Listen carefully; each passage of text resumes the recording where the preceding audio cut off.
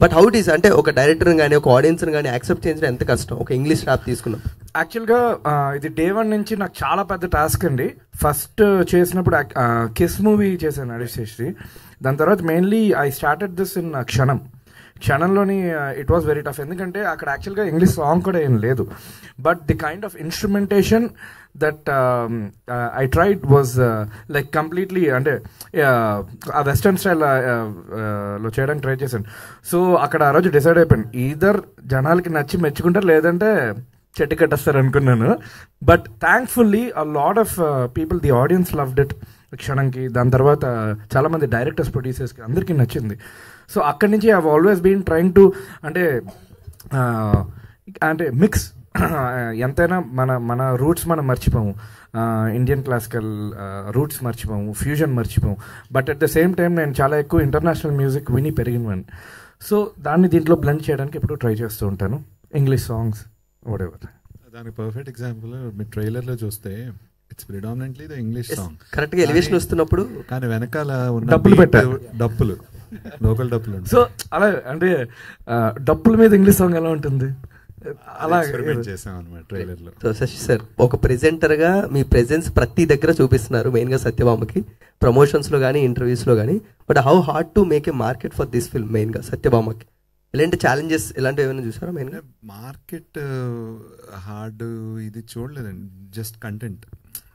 Kajal garu whatever you know her you know stardom, she's big star, and then we have content. ఈ రెండు కలపటమే సత్యభామ. ఇంకా ఆ తర్వాత యూనో జరిగేవి జరుగుతాయి, వచ్చే మార్కెట్ దానికి అదే వస్తుంది. అది కాజల్ గారు, మనం ఇక్కడ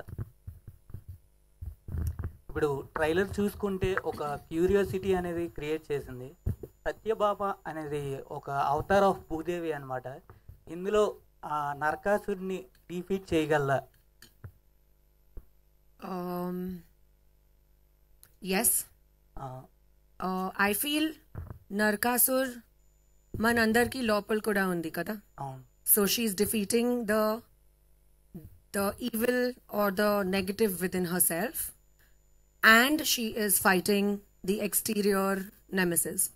So ee reason undi why Satyabhama is so unique and so special.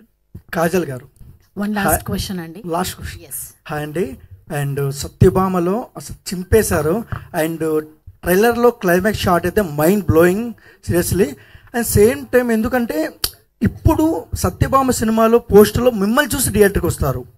And ఈ సినిమాకు మీరు చేసిన హార్డ్ వర్క్ ఏంటి?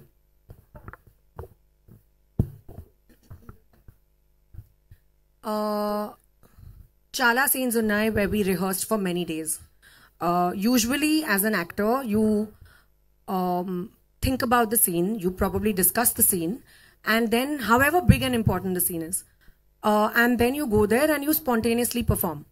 Kani ee cinema lo we had proper workshops andi, where we sat together and all of us were on the same level, starting afresh, and no baggage attached, whether it's a new actor, a new first time debutant, or whether it is Shashi Garu or me or anybody.